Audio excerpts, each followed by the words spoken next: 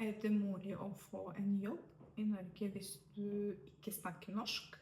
Ja, i Norge går det fint å snakke engelsk de fleste steder. Mange nordmenn snakker engelsk ganske bra. Du vil nok klare deg helt fint med engelsk i byer og turistområder. Men kan jeg få en jobb i Norge hvis jeg ikke snakker norsk? Ja, du kan absolutt få en jobb i Norge uten å snakke norsk. Særlig innenfor internasjonale selskaper eller IT. Det hjelper å lære litt norsk etter hvert, men det går fint å starte med engelsk.